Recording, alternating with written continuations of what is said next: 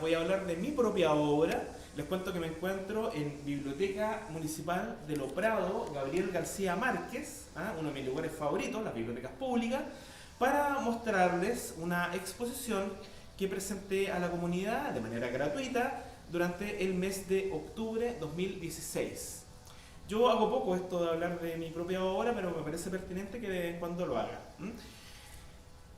Vamos a pasar por acá. Bueno, esta es una sala infantil en donde la exposición convive con las colecciones bibliográficas, convive con los espacios en donde se realizan una serie de actividades.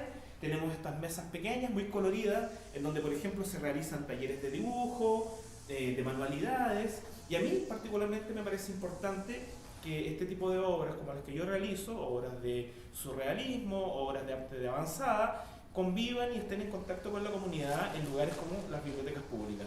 Si bien yo he hecho muchas actividades en otro tipo de instituciones que son clásicas de presentación de este tipo de obras, voy a nombrar algunos.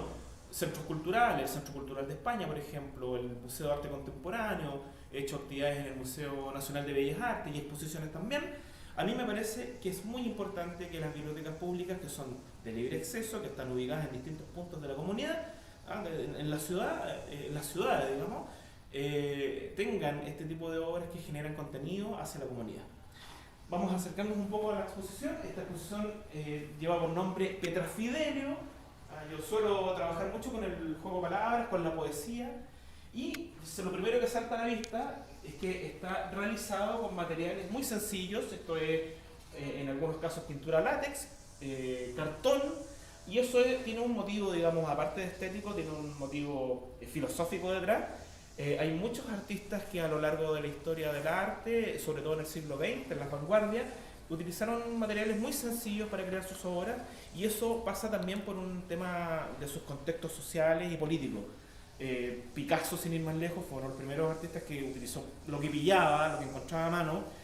Anthony Tapies, que es uno de mis pintores favoritos, en la dictadura de Franco, por ejemplo, comienza a realizar sus obras con lo que pilla, con las pinturas más poco nobles e imaginables. ¿Eso por qué? Porque es una forma de alentar, a mi parecer, alentar a que cualquier persona pueda realizar sus propias obras sin necesidad de tener grandes recursos para comprar telas o materiales profesionales. Así es que yo generalmente utilizo, y me siento muy cómodo utilizándola, todas estas texturas, todas estas materialidades, digamos, como una forma de crear con lo más sencillo posible. Ahora bien, con respecto a los contenidos, se dice que yo trabajo desde un género surrealismo pop, que es un movimiento de hace unos 15 o 20 años que se desarrolla en el mundo. Alguna vez el gran pintor Víctor Castillo me dijo, pero lo que tú haces es expresionismo pop. Capaz que yo esté trabajando en un género que no conozco.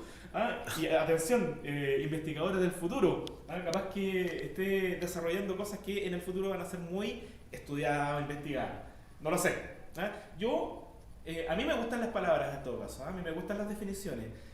A propósito de muchos artistas que entrevisto en este mismo canal y que le carga que hagan unas definiciones o que los encasillen dentro de ciertos grupos de acción, a mí me parecen las palabras adecuadas. Quiero contar una pequeña anécdota a propósito de que estamos en una biblioteca. Yo cuando niño, mientras mis compañeros jugaban a la pelota, al fútbol, yo llevaba al colegio un diccionario y me gustaba aprender, no sé, cada recreo 5 palabras nuevas. Me gustaba el tema de las palabras. Entonces, a mí no me molesta el tema de la definición. Por tanto, surrealismo, pop, expresionismo son palabras que me agradan. Con respecto al contenido mismo, yo tengo una fascinación por lo que es el retrato. Yo he denominado mis propios trabajos como retratos utópicos, que tienen mucho que ver con fantasía, con poesía. A mí me gusta mucho el tema de la mancha porque es una expresión que le da mucha vida, le da mucha energía a las obras, y particularmente el tema de los ojos o de las miradas. Yo también tengo una anécdota al respecto en eso que es más bien familiar. En mi casa, en mi infancia, tuve contacto con obras de arte originales, que era muy inusual, digamos, en los años 70 en Chile, sobre todo una familia de clase media baja.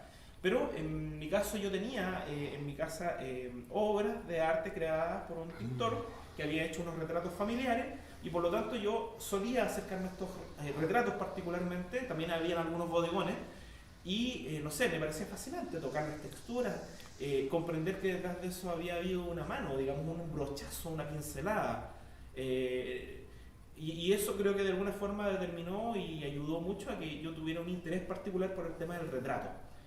En este caso son retratos que pasan por distintas influencias que yo he tenido en mi vida, el graffiti por ejemplo, el arte callejero, un arte absolutamente anónimo, energético, brutal, que se instala digamos en la calle misma, y también el tema del cómics, del cartoon, son elementos que me marcaron mucho porque yo mismo tuve acceso a ese tipo de cosas en mi infancia.